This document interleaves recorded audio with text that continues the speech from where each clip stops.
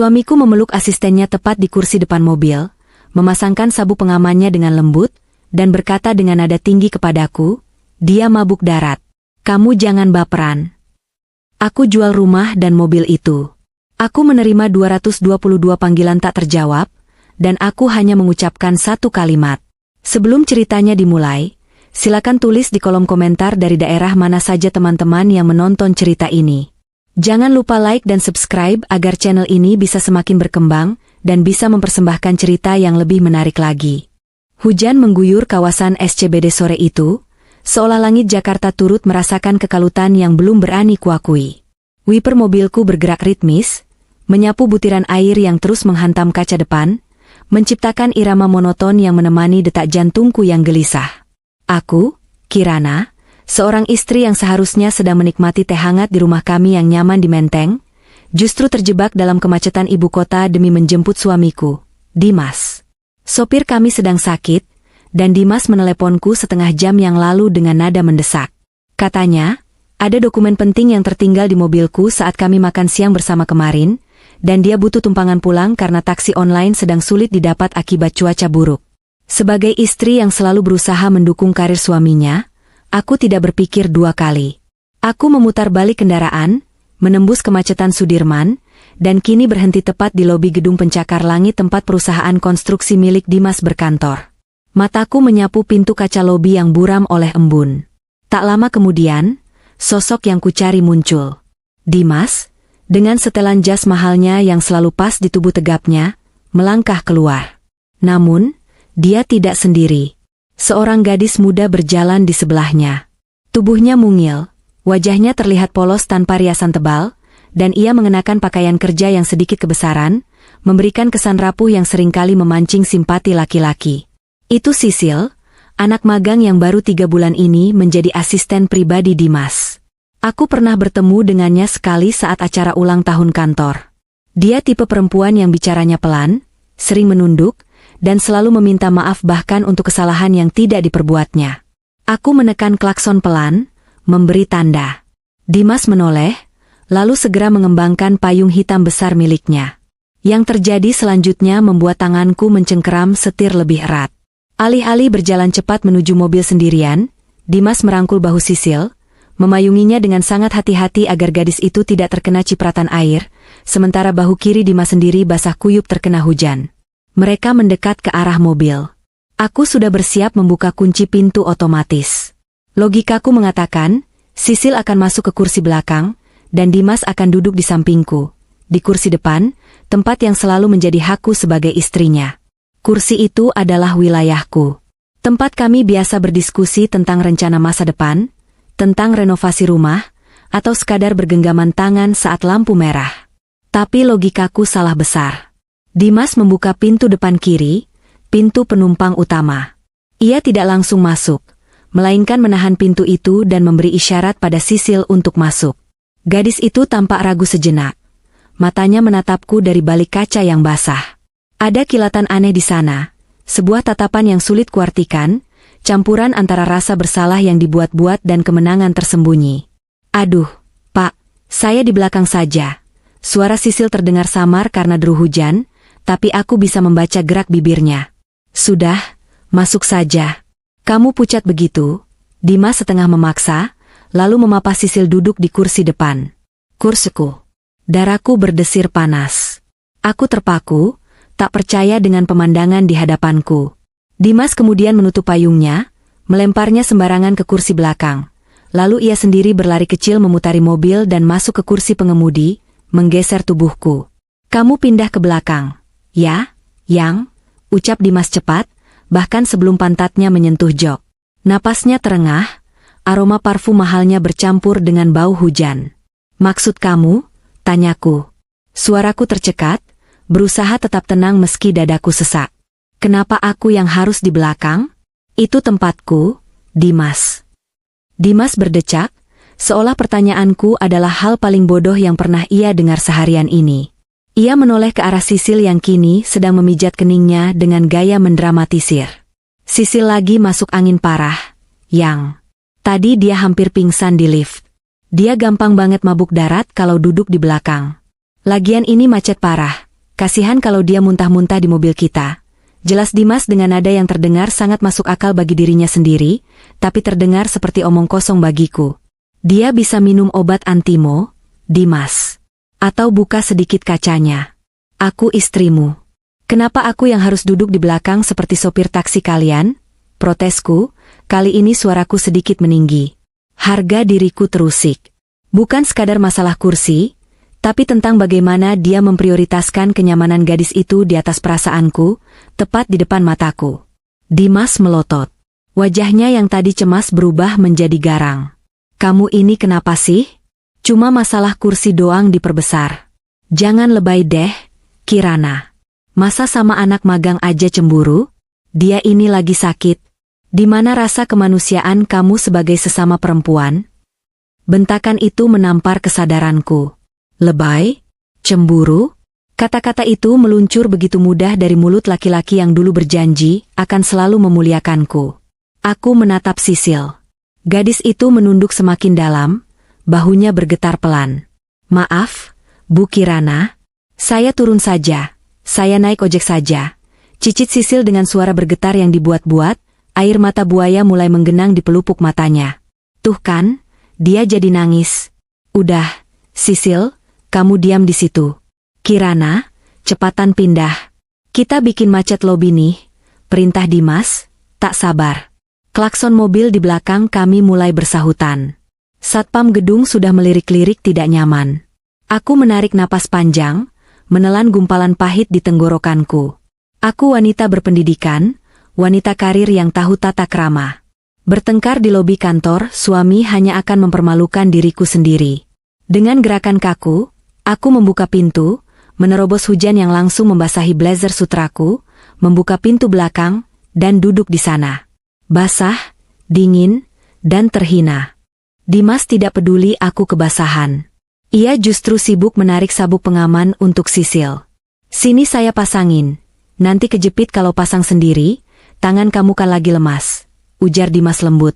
Nada bicaranya berubah 180 derajat dibandingkan saat membentakku tadi. Klik. Bunyi pengunci sabuk pengaman itu terdengar sangat nyaring di telingaku yang berdengung. Dimas memastikan sabuk itu melintang sempurna di tubuh mungil Sisil. Tangannya, tidak sengaja, menyentuh bahu dan lengan gadis itu agak lama. Mobil mulai melaju menembus kemacetan Jakarta. Di kursi belakang, aku merasa seperti hantu. Tak terlihat, tak dianggap. Aku melihat dari spion tengah. Mata Dimas terus mencuri pandang ke arah Sisil. AC-nya kedinginan enggak? Sil? Saya kecilin ya? Tanya Dimas penuh perhatian. Sedikit, Pak. Makasih ya, Pak. Maaf jadi ngerepotin ibu juga. Jawab Sisil, matanya melirik ke spion tengah, menatapku sekilas. Tatapan itu bukan tatapan minta maaf. Itu tatapan mengejek. Sudut bibirnya sedikit rangkat, senyum tipis yang hanya bisa dilihat olehku, namun tersembunyi dari Dimas. Gak apa-apa, Bu Kirana itu orangnya pengertian kok. Ya kan, Yang? Dimas menjawab mewakili aku, tanpa menoleh sedikit pun ke belakang. Aku tidak menjawab. Aku membuang muka menatap jalanan Jakarta yang basah. Gedung-gedung tinggi yang dulu menjadi saksi perjuangan kami membangun perusahaan dari nol, kini terasa asing. Dulu, akulah yang duduk di depan, memegang peta, memberi semangat saat Dimas lelah menyetir truk material. Dulu, kursi depan itu adalah singgasana ratu yang ia bangun untukku. Malam itu, perjalanan pulang terasa sangat panjang. Sisil sesekali merintih pelan, dan setiap rintihan itu membuat Dimas panik berlebihan. Menawarkan air minum, menawarkan permen, bahkan menawarkan pundaknya untuk bersandar jika Sisil mau. Kalau pusing, sandaran aja, Sil. Anggap aja mobil sendiri, kata Dimas. Aku meremas tas tanganku hingga buku-buku jariku memutih. Anggap saja mobil sendiri. Mobil ini, Mercedes yang nyaman ini, dibeli sebagian besar menggunakan uang tabunganku saat perusahaan Dimas sedang krisis arus kas tahun lalu.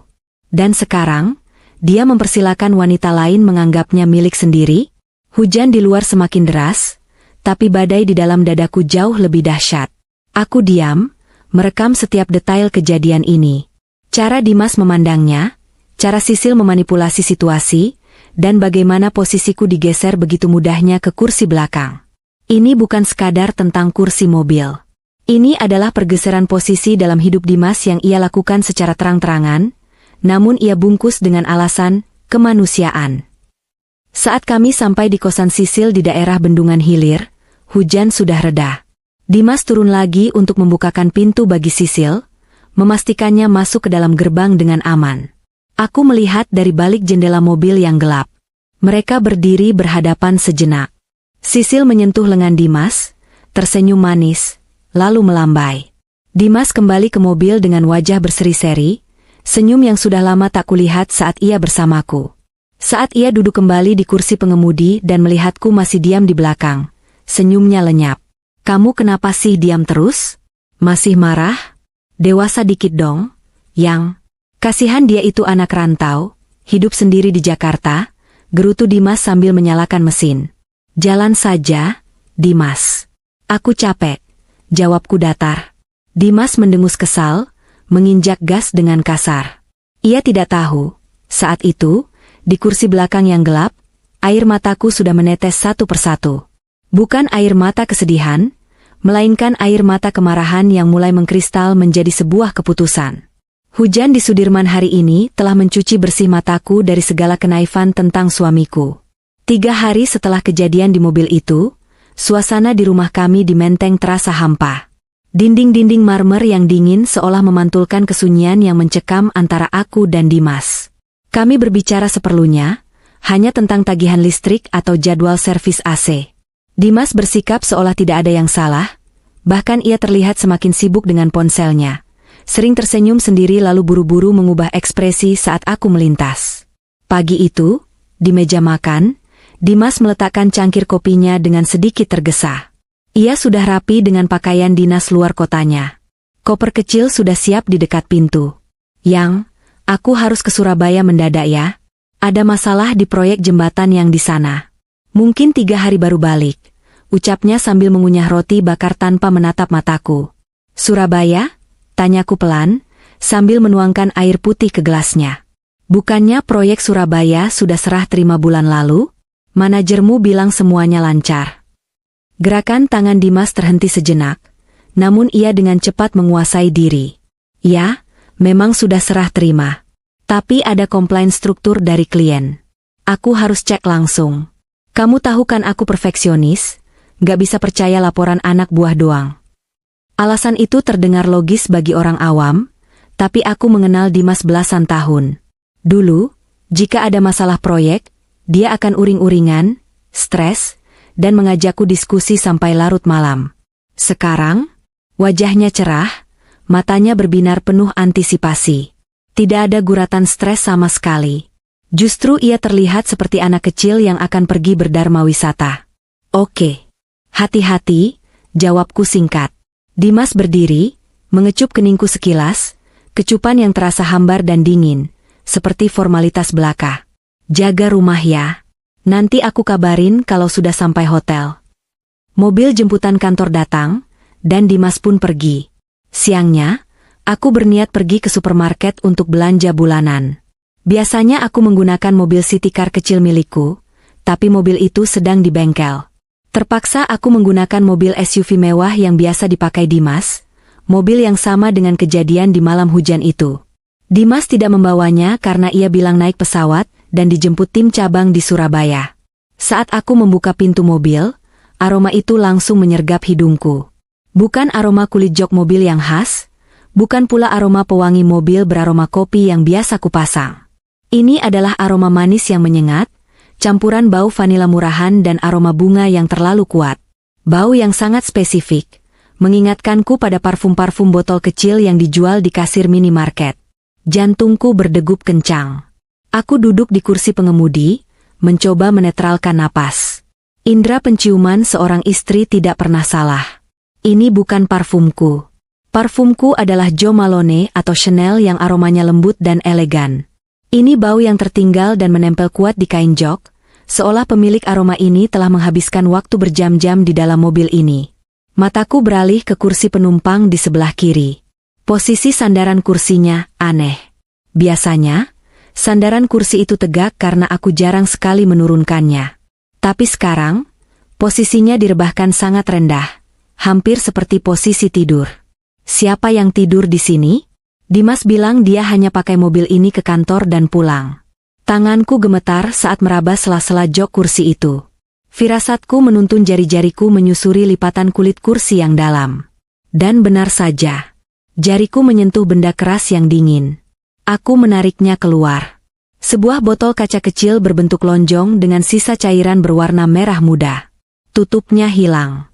Di labelnya tertulis merek parfum remaja yang sering kulihat di iklan televisi. Sweet Cherry Blossom. Duniaku serasa berputar. Botol ini pasti terjatuh dari tas atau saku seseorang saat mobil berguncang, atau saat posisinya sedang berbaring. Aku tidak jadi berangkat belanja. Aku mematikan mesin mobil, membawa botol parfum itu masuk ke dalam kamar, dan mengunci pintu. Tanganku meraih ponsel. Selama ini aku berusaha percaya. Selama ini aku menepis bisikan-bisikan negatif di kepalaku. Tapi bukti fisik ini tidak bisa dibantah. Aku membuka Instagram. Aku tahu akun utama Sisil. Isinya hanya foto-foto pemandangan, quotes motivasi, dan foto kucing. Sangat polos, sangat aman. Tapi instingku mengatakan ada yang lain. Aku mulai menelusuri daftar, following, Dimas. Tidak ada yang mencurigakan. Lalu aku mencari di daftar, target photos, akun kantor Dimas. Aku menelusuri satu persatu akun karyawan yang sering menandai kantor. Sampai aku menemukan satu akun tanpa nama. Hanya username berupa deretan angka dan huruf acak CSYLBB01. Akun itu dikunci, private. Tapi aku tidak kehabisan akal. Aku punya akun palsu yang dulu kubuat untuk memantau tren bisnis pesaing tanpa ketahuan. Aku mencoba meminta pengikut, request follow, tapi pasti akan lama. Aku butuh cara lain. Aku mencari nama username itu di Google. Terkadang, cache Google Images menyimpan jejak foto yang pernah diposting publik sebelum akun dikunci. Hasilnya nihil. Aku kembali ke Instagram, mencoba mencari lewat lokasi, geotak. Aku ingat Dimas bilang, dinas ke Surabaya. Tapi di mana Sisil? Jika mereka pergi bersama, pasti ada jejaknya. Aku mencari lokasi-lokasi populer di Puncak, Bogor. Kenapa Puncak? Karena parfum itu baunya masih sangat baru, dan posisi jok itu mengindikasikan perjalanan jauh yang santai, bukan perjalanan macet dalam kota. Dan Puncak adalah tempat pelarian favorit orang-orang Jakarta yang ingin bersembunyi. Aku membuka tag lokasi, Villa Mewah Puncak, Hidden Gem Puncak, Tea Garden Puncak. Aku men-scroll ratusan foto orang asing. Mataku perih, tapi aku tidak berhenti. 1 jam berlalu. Dan di sanalah aku menemukannya. Bukan di akun Sisil, tapi di akun sebuah kafe kecil yang sedang hits di Puncak. Kafe itu mirepost story pengunjungnya. Story itu baru diunggah 2 jam yang lalu. Fotonya sederhana. Sepasang tangan yang saling menggenggam di atas meja kayu dengan latar belakang kabut pegunungan. Tangan perempuannya mungil dengan kuku yang dicat warna merah muda, warna yang sama dengan cairan parfum di botol tadi. Tapi tangan laki-lakinya, aku mengenali tangan itu di mana saja. Tangan yang kasar namun kokoh, dengan tahi lalat kecil di dekat ibu jari. Dan yang paling menyakitkan adalah jam tangan yang melingkar di pergelangan tangan laki-laki itu. Patek Philippe Nautilus dengan dial biru. Jam tangan seharga ratusan juta yang kuhadiahkan untuk Dimas saat ulang tahun pernikahan kami yang ke-10, 6 bulan lalu. Dimas tidak pernah melepaskannya. Aku memperbesar foto itu. Di sudut meja, terlihat kunci mobil dengan gantungan kulit berlogo perusahaan Dimas. Nama akun yang membuat story itu adalah CSYLBB01. Ada tulisan kecil di bawah foto itu, sebuah caption yang membuat dadaku serasa dihantam palu godam. My boss takes care of me best. Thank you for the getaway, sayang. Bosku merawatku dengan sangat baik. Terima kasih untuk liburannya, sayang. Surabaya. Desisku lirih, air mata jatuh tanpa bisa kutahan lagi. Jadi ini yang dimaksud dinas ke Surabaya? Membawa asisten, mabuk daratnya ke villa di Puncak? Menggunakan mobil yang kubantu cicilannya? Menikmati liburan dengan uang yang mungkin sebagian adalah hasil kerja kerasku juga mengelola keuangan keluarga? Aku merasa mual. Bayangan Dimas memapa Sisil di lobi kantor kemarin berputar kembali. Dia rapuh, kata Dimas. Dia sakit, kata Dimas. Ternyata sakitnya hanya bisa disembuhkan dengan liburan di puncak dan bermesraan dengan suami orang. Aku melempar ponselku ke kasur. Aku berjalan ke arah cermin besar di lemari pakaian. Aku melihat bayangan diriku sendiri. Kirana, 35 tahun. Masih cantik, masih terawat, tapi mataku terlihat lelah. Aku ingat bagaimana aku rela menunda punya anak demi menemani Dimas merintis usaha. Aku ingat bagaimana aku menjual perhiasan warisan ibu untuk modal awal proyek pertamanya. Bodoh, rutuku pada bayangan di cermin. Kamu bodoh, Kirana. Tapi air mataku perlahan berhenti. Rasa sedih yang mendalam berganti menjadi dingin yang menusuk tulang. Rasa sakit hati ini perlahan membeku menjadi sebuah tekad. Aku mengambil kembali ponselku. Aku tidak akan menelepon Dimas. Aku tidak akan melabraknya sekarang. Itu terlalu mudah bagi mereka. Kalau aku marah sekarang, Dimas hanya akan berkelit, bilang itu salah paham, atau paling parah, dia akan menyalahkanku karena memata-matai privasinya. Tidak, aku tidak akan bermain dengan cara kasar. Aku menatap foto tangan mereka sekali lagi, lalu menekan tombol screenshot. Nikmati liburanmu, Dimas. Nikmati selagi bisa, gumamku pelan, karena saat kamu pulang nanti, kamu tidak akan menemukan istri bodoh yang sama lagi. Aku membuka laptopku. Langkah pertama, cek saldo tabungan, cek aset-aset yang atas namaku, dan hubungi pengacara. Hari ini, di kamar yang sunyi ini, Kirana yang lama telah mati. Dan Kirana yang baru, yang tidak akan memberikan ampun, baru saja lahir. Duduk di hadapan Pak Haris, pengacara keluarga yang sudah kuanggap seperti paman sendiri, aku berusaha untuk tidak terlihat menyedihkan. Ruangan kantornya yang berpendingin udara terasa sangat dingin, atau mungkin itu hanya darahku yang berhenti mengalir hangat. Kamu yakin dengan keputusan ini, Kirana? Tanya Pak Haris, kacamatanya melorot sedikit di hidung mancungnya. Di tangannya, berkas-berkas aset yang kubawa tadi pagi sedang diteliti. Ini langkah besar. Kalau Dimas tahu kamu mencairkan deposito dan memindahkan saham gabungan, dia pasti curiga. Aku tersenyum tipis, senyum yang tidak mencapai mata. Justru itu poinnya. Om, saya mau dia tidak sadar sampai semuanya terlambat. Dimas itu arogan. Dia tidak pernah mengecek detail keuangan kecil-kecil, karena dia percaya saya yang urus semuanya. Dia cuma peduli angka besar di akhir tahun. Pak Haris menghela napas, lalu mengangguk. Baiklah. Secara hukum, saham gabungan di perusahaan induk yang kalian bangun berdua memang memiliki klausul Joint Tenancy with Right of Survivorship. Tapi karena kamu memegang kuasa penuh atas manajemen keuangan pribadi kalian, pemindahan ini sah selama ada tanda tanganmu. Cuma, untuk penjualan rumah di Menteng, rumah itu atas nama saya, Om. Hadiah pernikahan dari Papa, potongku cepat. Sertifikatnya aman di brankas bank, bukan di rumah. Saya sudah hubungi agen properti kepercayaan Papa. Dia setuju untuk memasarkannya secara silent selling. Tidak ada plang, dijual, di depan rumah. Hanya ditawarkan ke network eksklusif. Cerdas, puji Pak Haris. Jadi, rencananya? Kosongkan semuanya. Sisakan cangkangnya saja, jawabku dingin. Saya mau, saat dia sadar, dia tidak punya pijakan apa-apa lagi selain kaki asistennya yang rapuh itu. Keluar dari kantor pengacara, aku langsung menuju bank. Proses pencairan aset pribadi tidak memakan waktu lama, karena aku nasabah prioritas.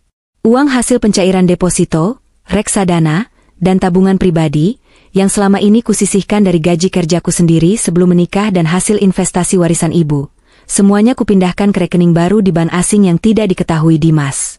Langkahku ringan saat keluar dari bank. Rasanya seperti membuang beban bertonton dari pundakku. Sore harinya, Dimas pulang dari Dinas Surabaya. Wajahnya segar, kulitnya sedikit lebih gelap. Mungkin karena matahari puncak, bukan matahari proyek. Ia membawa oleh-oleh bandeng presto. Lucu sekali, ia benar-benar niat mampir beli oleh-oleh khas Surabaya di suatu tempat di Jakarta, atau memesannya online hanya untuk menutupi kebohongannya. Capek banget, Yang, keluhnya saat menjatuhkan diri di sofa ruang tengah. Proyeknya bikin pusing. Kliennya rewel. Aku datang dari dapur membawa segelas air dingin. Wajahku datar. Tidak ada senyum sambutan hangat seperti biasa. Minum dulu, ujarku singkat. Dimas meneguk air itu sampai habis. Makasih. Oh ya, kamu masak apa? Lapar nih, kangen masakan rumah. Makanan hotel nggak enak. Sop buntut. Kesukaanmu? Jawabku. Mata Dimas berbinar. Wah, mantap. Kamu memang istri terbaik. Ia hendak meraih tanganku untuk menciumnya, tapi aku berbalik badan pura-pura mengambil toples kerupuk. Tangannya menggantung di udara. Aku sudah makan duluan tadi. Kamu makan sendiri ya? Aku mau luluran di kamar. Capek, kataku tanpa menoleh, lalu berjalan menuju tangga. Loh? Nggak nemenin aku makan? Tanya Dimas heran. Biasanya, ritual makan malam adalah waktu wajib kami mengobrol. Kepalaku pusing. Jawabku singkat sambil terus menaiki tangga.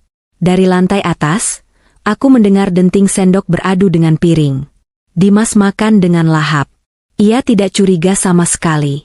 Baginya, sikap dingin istri mungkin hanya karena PMS atau bad mood biasa. Kepercayaan dirinya yang berlebihan membuatnya buta. Dia merasa aman. Dia merasa sudah menaklukkan dua wanita sekaligus. Satu di puncak untuk bersenang-senang, satu di rumah untuk melayaninya. Di dalam kamar, aku membuka laptop lagi. Notifikasi email masuk. Agen properti mengabarkan ada calon pembeli potensial. Seorang diplomat asing yang mencari rumah di Menteng dan bersedia membayar cash keras dalam mata uang dolar. Perfect. Malam itu, saat Dimas masuk kamar, aku pura-pura sudah tidur membelakanginya. Ia naik ke tempat tidur, mencoba memelukku dari belakang. Aroma tubuhnya sudah bersih karena mandi, tapi hidungku seolah masih bisa mencium jejak sweet cherry blossom yang samar tertinggal di pori-porinya. Aku menggeser tubuhku menjauh. Yang, bisiknya manja. Jangan ganggu, Dimas. Aku capek banget, tolakku tegas. Dimas mendengus, lalu berbalik memunggungiku. Tak lama kemudian, terdengar dengkuran halusnya. Aku membuka mata dalam kegelapan. Tidurlah yang nyenyak. Sayang, nikmati mimpi indahmu malam ini. Karena sebentar lagi, kamu akan bangun di mimpi buruk. Seminggu berlalu dengan perang dingin yang tak disadari Dimas. Aku tetap menjalankan tugasku sebagai istri di permukaan. Menyiapkan baju kerjanya, memastikan sarapannya tersedia, tapi jiwaku sudah tidak di sana. Komunikasi kami sebatas, ya, tidak, dan, oke. Hari ini, aku memutuskan untuk mengunjungi kantor Dimas. Bukan untuk sidak, tapi untuk memberikan kejutan kecil. Aku membawa rantang makanan berisi nasi liwet dan ayam goreng, menu yang sering dia minta akhir-akhir ini. Alasan yang sempurna untuk datang tanpa janji temu di jam makan siang. Lobi kantor menyapaku dengan dinginnya AC sentral. Resepsionis tersenyum ramah, menyapaku dengan hormat. Bu Kirana, Pak Dimas ada di ruangannya. Langsung saja, Bu. Aku mengangguk, melangkah menuju lift eksekutif. Jantungku berdebar, bukan karena gugup bertemu suami, tapi karena adrenalin menghadapi musuh. Pintu lift terbuka di lantai teratas. Lorong sepi karena sebagian besar karyawan sedang istirahat makan siang. Aku berjalan perlahan di atas karpet tebal yang meredam suara langkah heelsku. Pintu ruangan Dimas sedikit terbuka. Suara tawa terdengar dari dalam. Tawa renyah seorang wanita dan tawa berat laki-laki. Aku tidak langsung masuk. Aku berdiri di samping pintu, mengintip dari celah. Di sana, di kursi kebesaran CEO yang dilapisi kulit hitam itu, Dimas duduk bersandar santai. Dan di pangkuannya, benar-benar duduk di atas pahanya, ada Sisil. Sisil sedang menyuapi Dimas potongan buah potong. Tangan kirinya melingkar manja di leher Dimas. Kemeja putihnya yang dua kancing teratasnya terbuka memperlihatkan sedikit belahan dada, kontras sekali dengan citra, polos, yang dia tampilkan di depan orang lain. Ih, bapak manja banget sih, masa minta disuapin terus. Desah Sisil dengan suara yang dibuat seimut mungkin. Kan lagi capek kerja, butuh vitamin dari kamu, goda Dimas, lalu menggigit potongan melon dari tangan Sisil, sengaja menyentuh jari gadis itu dengan bibirnya. Darahku mendidih, tapi aku menahannya. Aku menarik napas dalam, memasang wajah datar, lalu mendorong pintu itu lebar-lebar. Permisi. Suaraku tidak keras, tapi efeknya seperti ledakan bom di ruangan itu. Sisil terlonjak kaget. Saking kagetnya, atau mungkin memang sengaja mencari drama, gerakan tubuhnya menyenggol gelas kopi panas yang ada di meja kerja Dimas. Jerit Sisil. Kopi panas itu tumpah. Sebagian besar membasahi meja dan berkas-berkas, tapi ada sedikit cipratan yang mengenai lengan kemeja Sisil. Dimas refleks berdiri, membuat Sisil hampir terjatuh kalau tidak berpegangan pada meja. Wajah Dimas pucat pasi melihatku berdiri di ambang pintu, tapi kepanikan utamanya justru tertuju pada Sisil. Sisil, kamu nggak apa-apa? Teriak Dimas panik.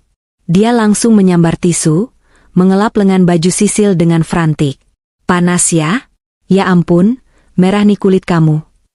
Aku masih berdiri di sana, memegang rantang makanan. Pemandangan di depanku sungguh absurd. Suamiku lebih panik mengurusi cipratan kopi di tangan selingkuhannya, daripada menyadari istrinya, memergoki mereka berzinah di kantor. Aku melangkah masuk, meletakkan rantang dengan bunyi brak yang keras di meja tamu. Sudah selesai dramanya? Tanyaku dingin. Dimas menoleh, matanya nyalang. Bukannya merasa bersalah atau meminta maaf, dia justru menatapku dengan tatapan penuh amarah. Seolah-olah kedatanganku adalah kesalahan fatal yang menyebabkan kecelakaan pada putri kesayangannya ini. Kamu tuh ya? Bentak Dimas. Dia melangkah mendekatiku, lalu dengan kasar mendorong bahuku. Aku yang tidak siap, terhuyung ke belakang. High heelsku tergelincir di karpet, dan aku jatuh terjengkang. Pantatku menghantam lantai keras. Sakit. Tapi sakit di hatiku jauh lebih parah. Dimas, teriakku, kaget dengan kekerasan fisiknya. Selama belasan tahun menikah, dia tidak pernah main tangan. Kamu sengaja kan bikin kaget? Tuduh Dimas, telunjuknya mengarah ke wajahku. Lihat tuh Sisil. Tangannya melepuh gara-gara kamu datang tiba-tiba kayak hantu. Dia itu rapuh. Kirana, kulitnya sensitif, beda sama kamu yang kulit badak, yang kasar. Aku ternganga. Kulit badak? Kasar? Aku yang selama ini merawat diri demi dia, aku yang bekerja keras membanting tulang bersamanya di bawah terik matahari proyek saat awal merintis usaha, kini disebut kasar hanya karena kulitku lebih tahan banting daripada asisten manja ini? Di belakang Dimas, Sisil memegang lengannya sambil terisak pelan. Udah, Pak, jangan marahin ibu. Saya yang salah, Hicks. Enggak, Sil. Dia yang salah. Datang gak tahu aturan. Potong Dimas, masih menatapku dengan jijik. Bangun kamu. Jangan bikin malu di sini. Aku menatap Dimas dari bawah. Detik itu juga, sisa-sisa rasa cinta yang mungkin masih terselip di sudut hati, lenyap tak berbekas. Yang tersisa hanya rasa muak. Aku tidak menangis. Aku tidak berteriak. Perlahan, aku bangkit berdiri. Aku merapikan blazernya yang sedikit kusut. Aku menepuk debu imajiner di rokku. Wajahku tegak, daguku terangkat. Aku menatap mata Dimas lekat-lekat. Tatapan yang membuatnya sedikit mundur, karena ia melihat sesuatu yang asing di sana. Ketiadaan rasa takut. Baik, Dimas, ucapku tenang, suaraku stabil. Maaf sudah mengganggu waktu kerja kalian. Silakan dilanjutkan. Makanannya buat satpam saja kalau kamu jijik makan dari istri yang kasar ini. Aku berbalik badan. Kirana, mau kemana kamu? Panggil Dimas, nadanya sedikit goyah, mungkin mulai sadar dia sudah keterlaluan. Aku tidak menjawab. Aku terus berjalan keluar ruangan, meninggalkan mereka berdua di sana. Kirana. Aku menutup pintu ruangan itu dari luar. Di dalam lift, aku melihat bayanganku di cermin. Tidak ada air mata. Justru, sudut bibirku terangkat membentuk senyum tipis. Senyum yang mengerikan. Terima kasih, Dimas, batinku. Doronganmu tadi adalah stempel pengesahan terakhir. Sekarang, aku tidak punya keraguan sedikit pun untuk menghancurkanmu. Aku mengambil ponselku, mengirim pesan singkat pada Adrian, investor kaya yang juga teman lama masa kuliahku. Dia sudah lama menaruh hati padaku, tapi selalu menghormati pernikahanku. Minggu lalu, aku menghubunginya untuk meminta bantuan dalam rencana lelangku. Tuh, Adrian, plan B jalan. Percepat lelangnya. Pastikan undangannya sampai ke meja Dimas besok pagi. Balasan Adrian masuk dalam hitungan detik. Siap, ratuku. Showtime. Malam itu, Grand Ballroom Hotel Mulia bermandikan cahaya kristal yang memukau.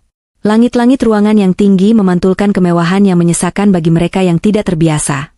Namun bagiku, malam ini adalah panggung sandiwara terakhir yang kusiapkan dengan sangat teliti. Aku berdiri di depan cermin toilet VIP, mematut diri. Gaun hitam backless berbahan velvet membalut tubuhku dengan sempurna, kontras dengan kulitku yang cerah.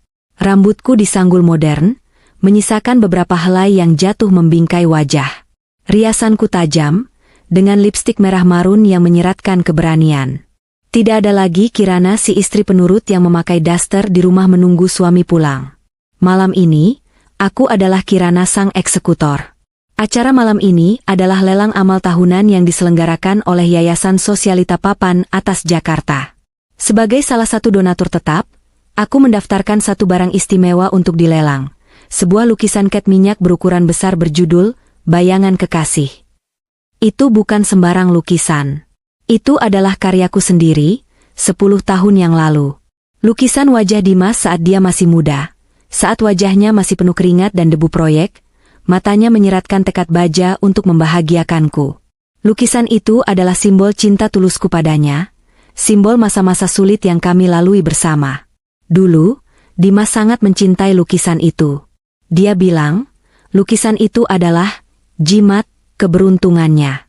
Dia melarangku menjualnya berapapun harganya. Tapi malam ini, jimat itu akan kulepas. Karena pemilik wajah di lukisan itu sudah mati, digantikan oleh monster yang gila harta dan wanita. Aku melangkah keluar dari toilet, suara hak sepatu stiletoku mengetuk lantai marmer dengan irama yang mantap. Di pintu masuk ballroom, Adrian sudah menunggu. Pria itu tampak gagah dengan tuxedo hitam dan dasi kupu-kupu. Adrian adalah teman lama, investor kaya yang diam-diam mengetahui prahara rumah tanggaku dan bersedia menjadi sekutu. Kamu terlihat mematikan, Kirana, bisik Adrian sambil menyodorkan lengannya untuk kugandeng. Terima kasih, Adrian. Apakah, tamu kehormatan, kita sudah datang? Tanyaku sambil tersenyum tipis.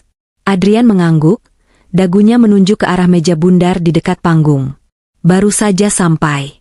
Dan dia membawa sirkus bersamanya. Mataku mengikuti arah pandang Adrian. Di sana, duduk dengan angkuh, adalah suamiku, Dimas. Dan di sebelahnya, tentu saja, Sisil. Darahku berdesir, tapi kali ini bukan karena sakit hati, melainkan karena rasa geli yang getir. Sisil mengenakan gaun merah menyala yang sangat mencolok, penuh dengan payet berkilauan yang justru terlihat norak di bawah lampu gantung kristal yang elegan. Potongan gaunnya terlalu rendah, belahannya terlalu tinggi. Dia terlihat seperti penyanyi dangdut yang salah masuk ke acara opera. Sisil tampak gelisah, matanya liar memandang sekeliling, jelas sekali dia merasa terintimidasi oleh aura, old money, para tamu undangan. Sementara Dimas, dengan wajah tebalnya, sibuk menyapa relasi bisnis sambil sesekali memamerkan Sisil seolah gadis itu adalah trofi. Undangan VIP yang kau kirim berhasil memancing egonya, gumam Adrian. Dimas tidak akan pernah menolak undangan yang mencantumkan namanya sebagai donatur paling berpengaruh. Dia gila hormat, jawabku. Kami berjalan menuju meja kami yang letaknya berseberangan dengan meja Dimas. Saat Dimas melihatku, matanya membelalak. Gelas wine di tangannya hampir tumpah. Dia menatapku dari ujung kaki sampai ujung kepala, seolah tak mengenali wanita anggun yang menggandeng pria lain ini, adalah istrinya yang kemarin dia dorong sampai jatuh. Sisil ikut menoleh, dan aku bisa melihat raut iri yang tak bisa disembunyikan di wajahnya. Dia membisikkan sesuatu ke telinga Dimas, mungkin bertanya siapa pria yang bersamaku. Dimas tampak kaku, rahangnya mengeras. Dia ingin marah, tapi dia tahu ini tempat umum. Dia tidak bisa membuat keributan di sini. Acara dimulai. MC membuka lelang dengan basa-basi yang membosankan. Beberapa barang mewah terjual, tas Hermes langka, jam tangan Rolex vintage, paket liburan ke Maldives. Dimas sempat menawar sebuah kalung berlian, mungkin untuk Sisil, tapi kalah oleh istri seorang pejabat. Dan sekarang, kita masuk ke highlight malam ini. Suara MC menggema, membuat suasana hening. Sebuah karya seni yang sangat personal dan emosional. Lukisan bertajuk, Bayangan Kekasih, karya Ibu Kirana, istri dari Bapak Dimas Wijaya, CEO Wijaya Konstruksi. Lampu sorot mengarah ke panggung. Tirai beludru dibuka, menampilkan lukisan wajah Dimas muda yang sedang menatap masa depan. Lukisan itu indah, penuh jiwa, dan sangat intim. Semua mata tertuju pada lukisan itu, lalu beralih menatap Dimas yang duduk di meja VIP. Wajah Dimas berubah merah padam. Dia tidak menyangka aku akan melelang lukisan keramat itu. Bagi Dimas, itu adalah penghinaan publik. Istrinya menjual wajah suaminya di depan umum, seolah wajah itu sudah tak berharga lagi untuk disimpan. Lukisan ini dibuka dengan harga dasar 500 juta rupiah. Seru MC. Hening sejenak. Lalu, Adrian mengangkat papan nomornya. 1 miliar, ucap Adrian tenang, suaranya terdengar jelas di seluruh ruangan. Gemuruh bisik-bisik terdengar. Langsung melompat ke 1 miliar? Dimas menatap Adrian dengan tatapan membunuh. Dia mengenali Adrian sebagai saingan bisnis sekaligus teman lamaku. Egonya tersentil hebat. Dia tidak akan membiarkan wajahnya dimiliki oleh laki-laki lain, apalagi laki-laki yang dekat dengan istrinya. Dimas mengangkat papan. 1,5 miliar. Sisil di sebelahnya tampak kaget. Dia menarik lengan jas Dimas. Sayang, kok mahal banget? Itu kan cuma lukisan jelek. Uangnya mending buat beli apartemen aku. Desis Sisil cukup keras hingga terdengar oleh orang di meja sebelahnya. Dimas menepis tangan Sisil kasar. Diam kamu. Ini soal harga diri. Adrian tersenyum miring, lalu mengangkat papan lagi. 2 miliar. 2,5 miliar. Balas Dimas cepat, napasnya mulai memburu. 3 miliar. Adrian menaikkan tawaran tanpa beban, seolah dia sedang membeli kacang goreng. Keringat dingin mulai bercucuran di pelipis Dimas. 3 miliar adalah angka yang besar, bahkan untuk ukuran dia sekarang. Arus kas perusahaannya sedang tidak terlalu bagus karena beberapa proyek macet, tapi dia tidak bisa mundur. Orang-orang mulai memandanginya. Jika dia kalah lelang atas lukisan wajahnya sendiri, dia akan menjadi bahan tertawaan satu Jakarta besok pagi. Sayang, jangan itu uang perusahaan kan? Sisil mencoba menghentikan lagi, wajahnya pucat membayangkan uang sebanyak itu hangus hanya untuk kanvas tua. 3,5 miliar, teriak Dimas, suaranya sedikit bergetar. Matanya menatapku tajam, seolah memohon agar aku menghentikan ini. Tapi aku hanya duduk tenang, menyesap champagneku dengan elegan, menatapnya tanpa ekspresi. Adrian menatapku sekilas. Aku memberi kode anggukan kecil. Naikkan lagi. 4,5 miliar, kata Adrian datar. Ruangan itu meledak dengan tepuk tangan dan seruan kagum. Harga yang fantastis untuk sebuah lukisan kontemporer lokal. Dimas gemetar. Wajahnya pucat pasi. 4,5 miliar. Itu setara dengan keuntungan bersih proyek jembatan terakhirnya. Tapi dia melihat senyum kemenangan di wajah Adrian. Dia melihat tatapan dingin di mataku. Dia merasa dipojokkan. Dengan tangan gemetar dan napas tersengal, Dimas berdiri. Dia mengangkat papannya tinggi-tinggi. 5 miliar rupiah, teriaknya parau. Hening. Sunyi senyap. Semua orang menahan napas. MC menatap Adrian. Ada penawaran lain? 5 miliar 1 kali. 5 miliar 2 kali. Adrian meletakkan papannya di meja, lalu memberikan tepuk tangan pelan ke arah Dimas. Sebuah gestur, silakan ambil. Terjual. Kepada Bapak Dimas Wijaya seharga 5 miliar rupiah. Palu diketuk. Tok. Suara ketukan palu itu terdengar seperti musik terindah di telingaku. Tepuk tangan membahana memenuhi ballroom. Dimas terduduk lemas di kursinya, seolah seluruh tenaganya tersedot habis. Dia menang, tapi wajahnya seperti orang yang baru saja kalah perang. Sisil di sebelahnya cemberut, melipat tangan di dada, membuang muka dengan kesal karena gagal mendapatkan jatah uang belanja yang fantastis. Dimas tidak tahu bahwa sebagai pemilik barang lelang, uang 5 miliar itu, setelah dipotong komisi yayasan dan pajak, akan masuk ke rekeningku. Aku berdiri, menghampiri meja Dimas bersama Adrian. Dimas mendongak, matanya merah. Puas kamu? Desis Dimas. Kamu sengaja mempermalukan aku. Aku tersenyum manis, senyum yang sangat palsu. Mempermalukan? Justru aku mengangkat derajatmu, Mas. Lihat, semua orang bertepuk tangan karena kau begitu mencintai istrimu sampai rela membeli kembali kenangan kita seharga 5 miliar. Romantis sekali. Uangnya. Suara Dimas tercekat. Uangnya buat kamu kan? Tentu saja. Anggap saja itu pesangon. Atau mungkin pengembalian modal yang kupinjamkan 10 tahun lalu beserta bunganya, bisikku tepat di telinganya. Maksud kamu apa? Dimas bingung. Selamat menikmati lukisan itu, Dimas. Itu satu-satunya hal dariku yang masih bisa kau miliki. Ucapku, lalu berbalik badan. Ayo, Adrian. Urusan kita di sini sudah selesai. Aku melangkah pergi meninggalkan ballroom itu dengan perasaan ringan yang luar biasa. Di belakangku, Dimas masih terpaku, dikelilingi oleh ucapan selamat dari orang-orang yang tidak tahu bahwa dia baru saja membiayai kepergian istrinya sendiri. Malam ini, aku tidak hanya menjual lukisan. Aku menjual masa laluku, dan Dimas membelinya dengan harga yang sangat pantas. Bandara Soekarno-Hatta pukul 11 malam terasa lebih lengang dari biasanya. Aku duduk di first class lounge, menatap tiket di tanganku. Penerbangan Emirates menuju Berlin, one way. Tidak ada tiket pulang. Koper-koperku sudah masuk bagasi. Hanya tas tangan kecil yang kubawa, berisi paspor, dompet, dan ponsel baru dengan nomor lokal Jerman yang sudah kusiapkan. Ponsel lamaku, yang berisi nomor Indonesia dan semua kenangan tentang Dimas, sudah kumatikan total, tergeletak bisu di dalam tas. Transfer dana lelang sudah dikonfirmasi oleh pihak bank sejam yang lalu. Uang 5 miliar, dikurangi donasi amal, sudah aman mendarat di rekening offshoreku, bergabung dengan hasil penjualan aset-aset lain yang sudah kulakukan diam-diam selama seminggu terakhir. Aku kaya raya, bebas, dan sendirian. Rasanya menakutkan, tapi juga memabukkan. Sementara aku menikmati segelas jus jeruk terakhir di tanah air. Nun jauh di sana, di kawasan Menteng, drama sesungguhnya baru saja dimulai.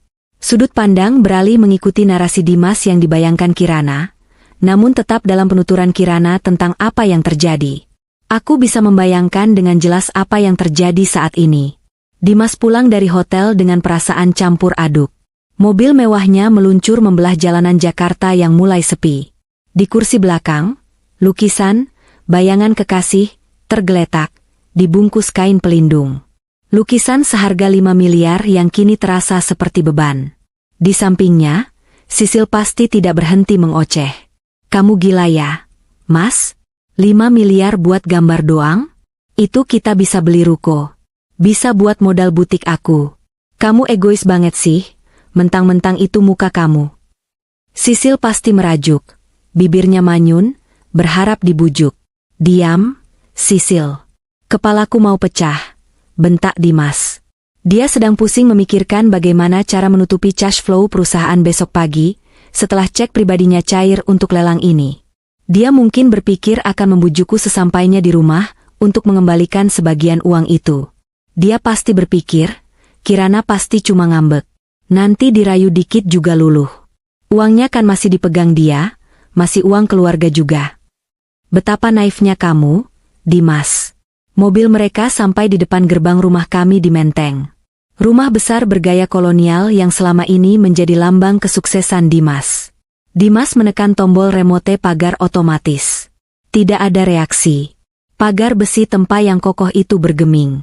Rusak lagi ya? Gerutu Dimas. Dia menekan tombol itu berkali-kali dengan kasar. Tetap tidak bergerak. Dengan kesal, Dimas turun dari mobil, berjalan menuju pos satpam. Pos itu kosong. Pak Ujang, satpam setia kami, sudah kuberhentikan 2 hari yang lalu dengan pesangon yang sangat layak. Sialan, pada kemana sih orang rumah? Umpat Dimas. Dia merogoh saku, mengambil kunci manual gerbang. Dia memasukkan anak kunci ke lubang gembok. Kuncinya tidak bisa masuk. Apa-apaan ini? Dimas mulai panik. Dia mencoba memaksa, tapi percuma. Gemboknya sudah diganti. Silinder kuncinya baru. Sisil turun dari mobil, memeluk lengannya kedinginan. Mas, kok nggak bisa masuk? Aku ngantuk nih, mau pipis juga. Dimas tidak menjawab. Dia memanjat pagar, melompat ke halaman dengan canggung, jas mahalnya tersangkut sedikit. Dia berlari ke pintu utama. Dia menempelkan ibu jarinya ke smart lock pintu depan. Beb. Akses denied. Sial. Sial. Sial. Dimas menendang pintu kayu jati itu. Dia mencoba memasukkan kode PIN. Beb. Akses denied. Kode tanggal pernikahan kami sudah dihapus. Sidik jarinya sudah dihapus. Rumah itu kini adalah benteng yang menolak rajanya sendiri. Akhirnya, Dimas memecahkan kaca jendela samping dengan pot bunga. Alarm rumah meraung-raung, memecah kesunyian malam menteng. Dia masa bodoh. Dia masuk lewat jendela, lalu bergegas membuka pintu depan dari dalam untuk Sisil yang sudah ketakutan di luar. Saat mereka melangkah masuk ke ruang tamu, langkah mereka terhenti. Hening. Bukan hening yang nyaman, tapi hening yang kosong. Mati. Lampu ruang tengah menyala otomatis karena sensor gerak. Dan saat itulah Dimas melihatnya. Kosong. Sofa kulit Italia di ruang tamu, hilang.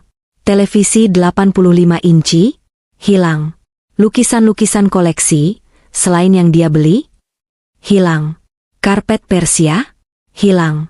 Vas bunga kristal, hilang. Rumah itu benar-benar melompong. Hanya menyisakan lantai marmer yang dingin dan dinding-dinding putih, yang menyisakan bekas kotak-kotak pudar tempat lukisan pernah digantung. Gemas suara napas mereka memantul di ruangan yang luas itu, menciptakan efek horor yang mencekam. Mas, kita dirampok? Tanya Sisil gemetar, merapat ke tubuh Dimas. Dimas tidak menjawab. Dia berlari menaiki tangga, menuju kamar utama. Kirana, Kirana. Dia mendobrak pintu kamar kami. Kosong. Ranjang king cole tempat kami tidur, raib. Lemari pakaian walk-in closet, kosong melompong. Baju-baju Dimas ditumpuk sembarangan di lantai dalam kardus bekas mie instan. Sementara baju-bajuku tidak tersisa sehelai benang pun. Meja rias, bersih. Hanya ada satu benda di tengah ruangan yang kosong itu. Sebuah kursi lipat besi sederhana. Di atas kursi itu, tergeletak sebuah amplop coklat dan sebuah cincin emas putih dengan berlian kecil, cincin kawin kami. Dimas mendekati kursi itu dengan kaki gemetar. Dia jatuh berlutut. Tangannya meraih amplop itu. Di dalamnya ada dokumen gugatan cerai yang sudah kutandatangani di atas meterai, dan surat kepemilikan rumah yang sudah berpindah tangan. Rumah ini sudah terjual. Pemilik baru akan menempati lusa. Barang-barangmu yang ada di kardus itu harap segera kau angkut, atau akan dibuang ke tempat sampah oleh pemilik baru. Tidak ada surat cinta perpisahan. Tidak ada caci maki panjang lebar. Hanya fakta hukum yang dingin. Kirana. Erang Dimas. Suaranya pecah, menggema di kamar kosong itu. Nggak mungkin kamu tega. Dia merogoh sakunya, mengeluarkan ponselnya dengan panik. Jari-jarinya yang gemetar menekan speed dial nomor 1. Namaku. Tuh. Di bandara, aku melihat layar ponselku menyala. Foto Dimas muncul di sana. Panggilan pertama. Aku mengabaikannya. Dimas menelepon lagi. Dan lagi.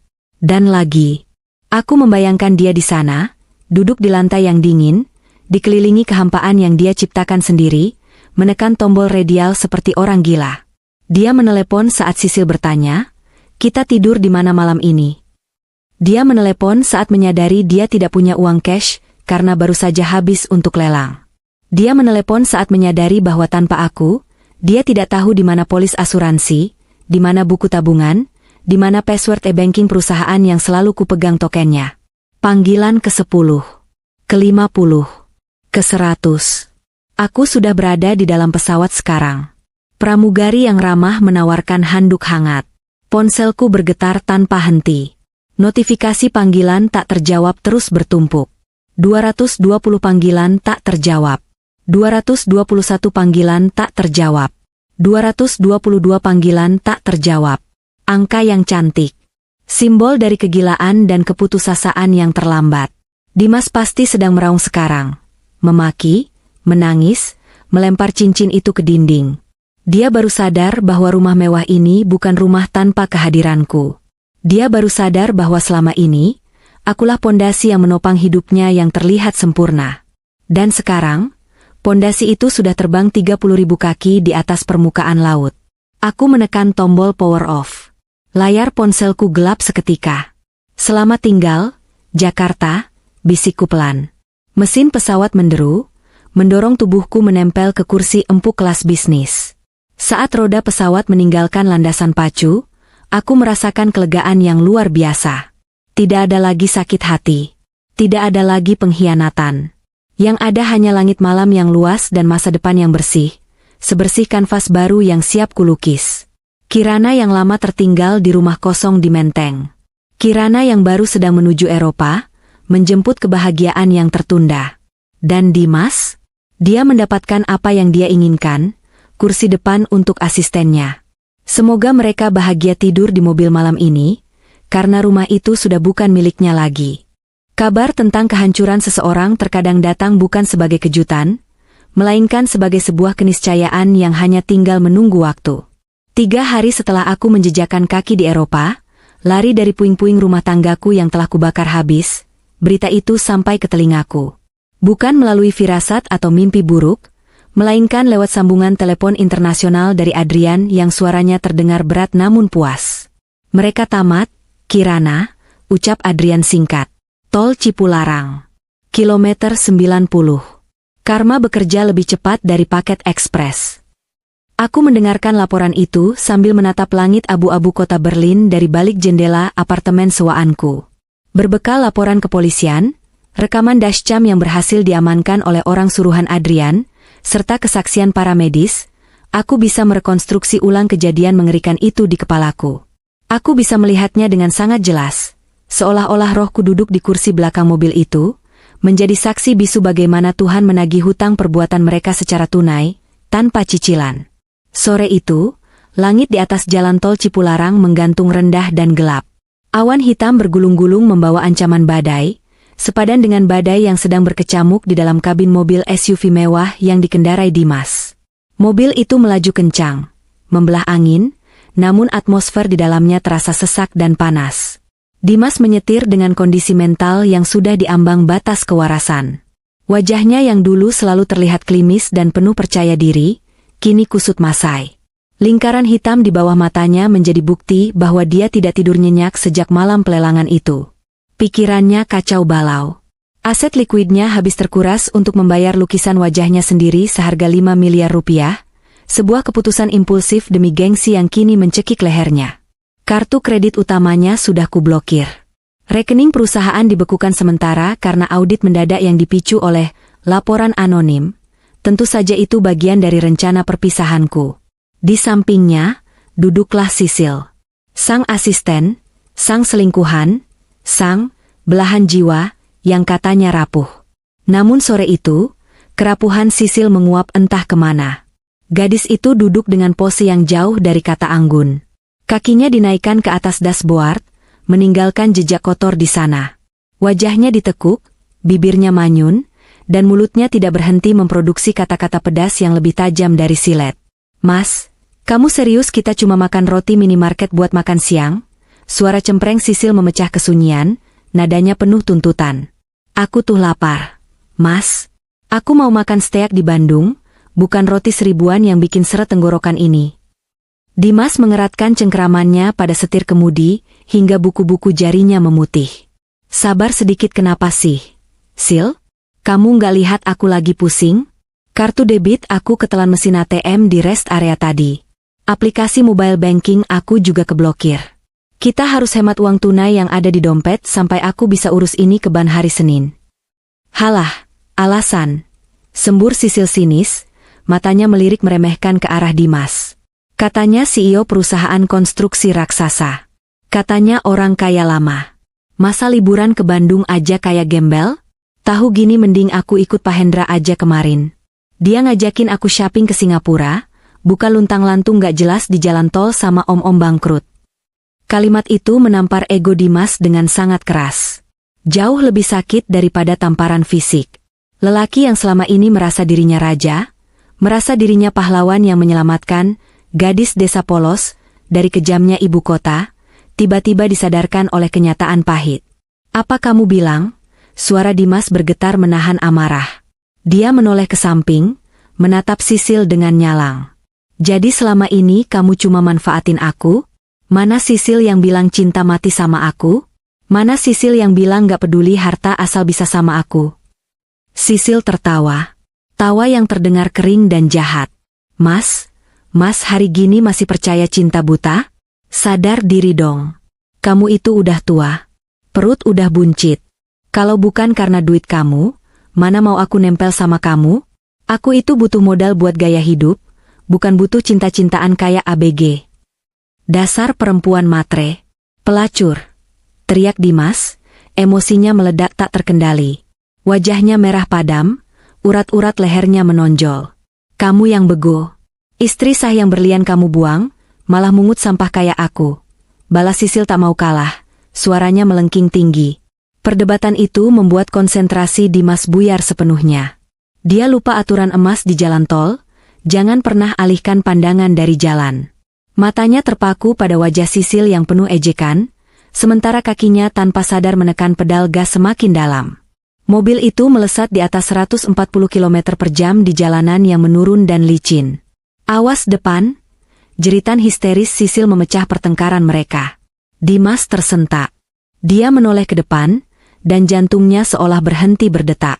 Hanya berjarak kurang dari 20 meter di depan mereka, sebuah truk kontainer bermuatan besi beton sedang berjalan lambat di jalur kanan, berusaha mendahului kendaraan lain.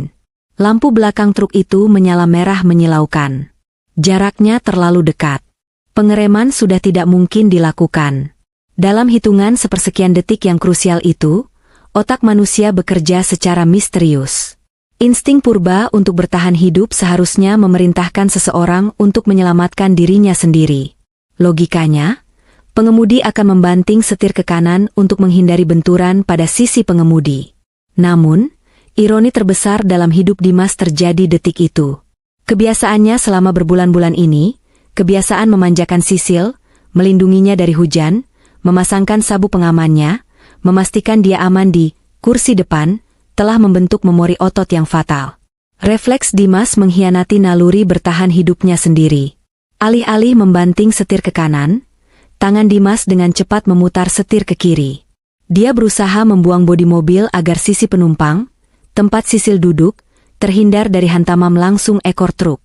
Dia melindungi wanita yang baru saja menghinanya. Dia mengorbankan dirinya untuk perempuan yang menyebutnya om-om bangkrut. Braaak. Suara benturan itu terdengar mengerikan, seperti ledakan bom. Sisi kanan mobil, tepat di posisi Dimas, menghantam sudut bak besi truk kontainer dengan kecepatan tinggi. Logam bertemu logam, kaca bertemu beton. Mobil SUV itu terpental, berputar liar di udara seperti mainan yang dilempar anak kecil yang sedang tantrum, lalu menghantam pembatas jalan beton dengan keras. Mobil itu berguling 3 kali sebelum akhirnya berhenti dalam posisi terbalik di bahu jalan. Asap putih mengepul dari kap mesin yang ringsek. Pecahan kaca berhamburan di aspal basah seperti berlian kematian. Klakson mobil terus berbunyi panjang tanpa henti, sebuah nada monoton yang menandakan adanya tubuh yang menekan setir kemudi dengan kaku. Dunia Dimas gelap seketika. Sunyi. Beberapa jam kemudian, pemandangan berpindah ke sebuah bangsal unit gawat darurat di rumah sakit daerah Purwakarta. Bau antiseptik yang tajam dan suara roda berangkar yang berdecit memenuhi lorong. Di salah satu bilik yang tertutup tirai, Sisil duduk di tepi ranjang perawatan. Dia tampak berantakan, rambutnya kusut, dan ada perban kecil di pelipis serta lecet-lecet di lengannya. Namun, secara ajaib, dia selamat tanpa cedera serius. Sistem keamanan mobil mahal itu, airbag sisi penumpang, dan tentu saja pengorbanan refleks Dimas, telah melindunginya dengan sempurna. Tapi tidak ada setetes pun air mata di wajahnya. Tidak ada raut trauma kehilangan orang terkasih. Yang ada hanya kecemasan gelisah. Bukan cemas akan nyawa Dimas, melainkan cemas akan nasib dompetnya sendiri. Seorang perawat tua menghampiri Sisil, membawa kantong plastik bening yang disegel. Wajah perawat itu tampak prihatin. "Mbak, ini barang-barang pribadi Pak Dimas yang berhasil diamankan polisi dari saku celana dan sekitar kursi pengemudi. Karena Mbak satu-satunya kerabat yang ada di sini dan mengaku sebagai tunangannya, tolong disimpannya. Identitas beliau juga ada di dalamnya." Sisil menerima kantong itu dengan tangan gemetar. Bukan gemetar karena sedih, tapi karena antusias. "Terima kasih, Sus." "Bagaimana kondisi Pak Dimas?" tanyanya basa-basi, memasang wajah sedih yang terlatih. Perawat itu menghela napas panjang. "Berat, Mbak. Bapak mengalami cedera tulang belakang yang sangat parah karena benturan langsung. Paru-parunya juga tertusuk patahan rusuk. Dokter bilang, kemungkinan besar beliau akan lumpuh total dari pinggang ke bawah jika berhasil sadar. Sekarang beliau masih koma di ICU. Mbak yang sabar ya, harus kuat mendampingi." "Lumpuh?" beo Sisil pelan. Matanya berkedip.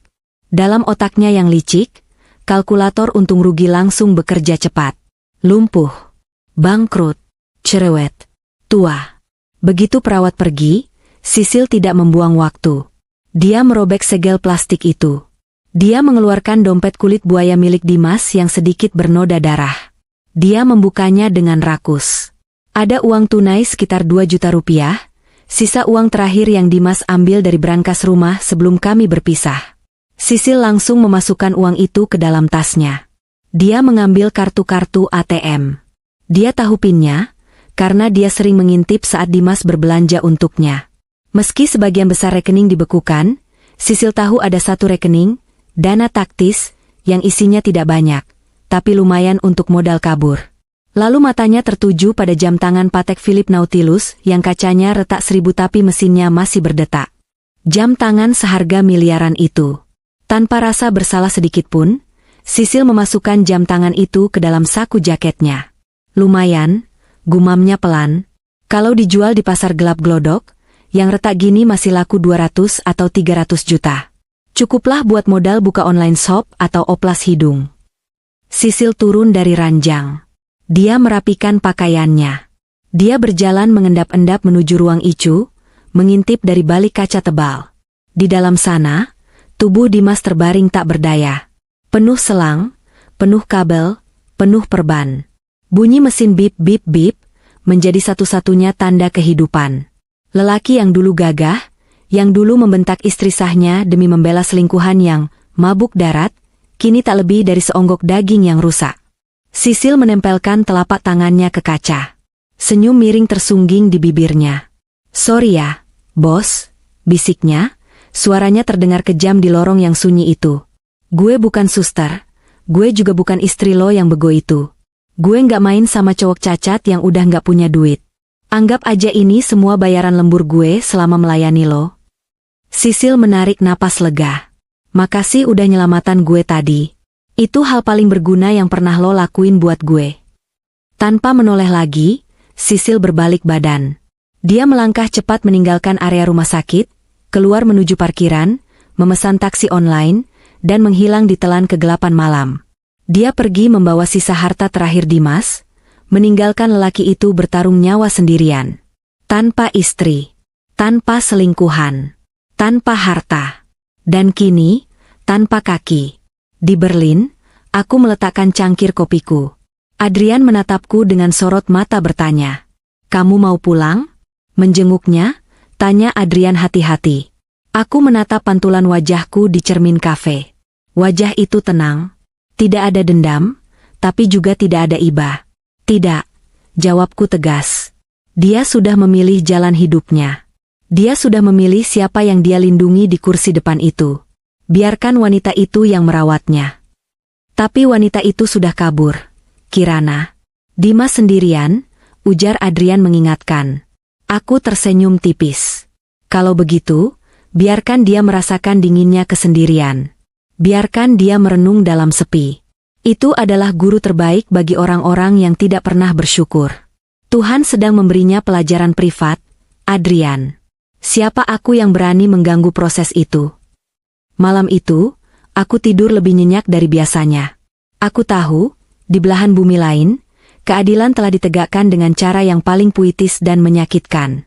Setahun kemudian, musim dingin di Berlin datang dengan keganasan yang indah. Salju turun lebat tanpa henti selama 3 hari, menyelimuti kota tua itu dengan selimut putih tebal yang membekukan. Angin berhembus tajam menusuk tulang, membuat orang-orang bergegas menyembunyikan wajah di balik syal tebal.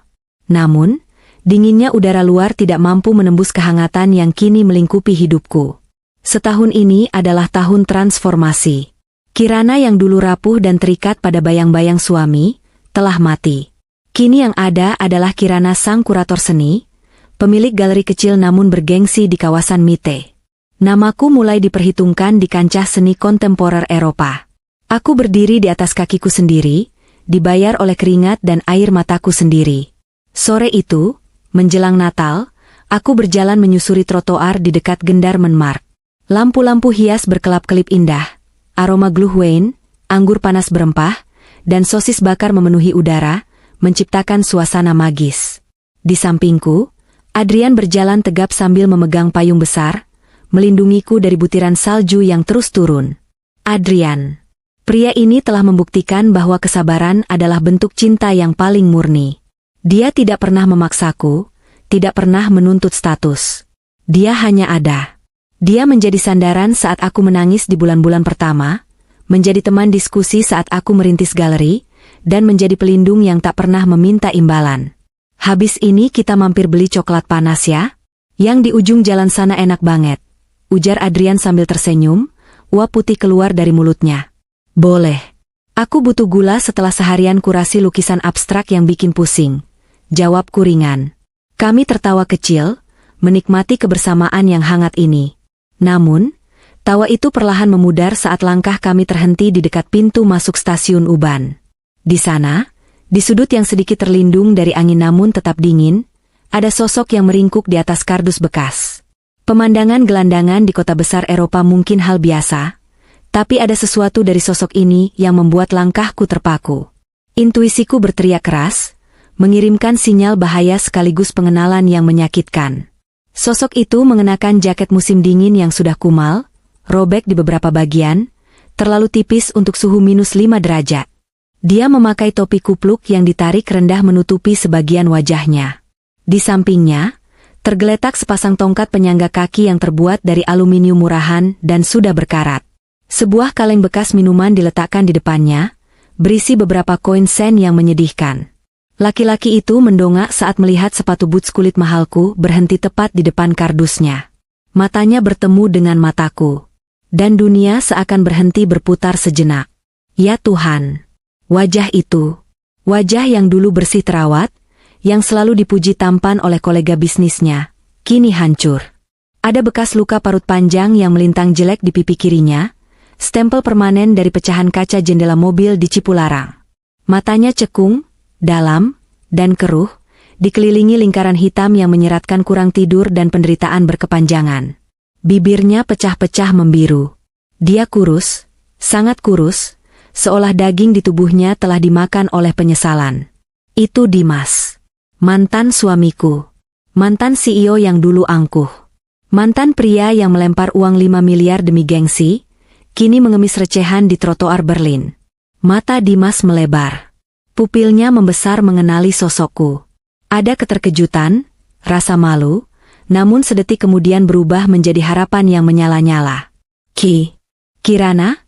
Suaranya parau, serak dan pecah seperti gesekan amplas kasar. Dia terbatuk keras, tubuhnya terguncang hebat. Dia berusaha berdiri. Tangannya yang gemetar kurus meraih tongkat penyangganya. Gerakannya susah payah, menyeret satu kakinya yang kaku dan bengkok, sementara kaki lainnya tampak mengecil. Dia nyaris terpeleset di atas lapisan es tipis, tapi Adrian, dengan refleks kemanusiaan yang ironis, menahan bahunya agar tidak jatuh. Pria yang dulu dihina Dimas dan dikalahkan dalam lelang, kini menjadi orang yang menolongnya berdiri. Dimas, sapaku. Suaraku datar. Tidak ada getaran emosi. Tidak ada amarah yang meledak, tidak ada tangis kerinduan. Hatiku tenang seperti permukaan danau yang membeku. Kirana, ya Allah, akhirnya aku menemukanmu. Dimas mulai menangis. Air matanya meleleh membasahi pipi kotornya. Aku mencari kemana-mana, Kirana.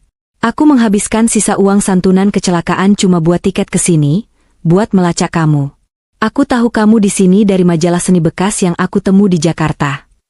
Dia mencoba melangkah mendekat, aroma tubuhnya yang apek bercampur alkohol murah menusuk hidungku. Adrian dengan sigap pasang badan, melindungiku dengan sopan namun tegas. Dimas berhenti.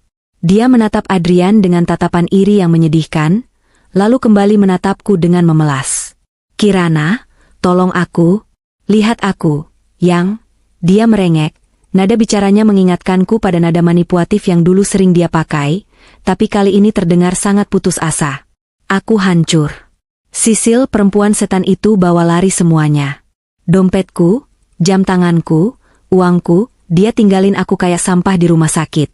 Orang tuaku malu, mereka nggak mau terima anak cacat. Teman-teman bisnisku semua buang muka. Dimas menjatuhkan tongkatnya, lalu bersimpuh di atas salju yang dingin. Dia mengatupkan kedua tangannya memohon. Cuma kamu istriku yang paling baik. Maafin aku, Kirana. Aku hilaf. Aku janji bakal berubah.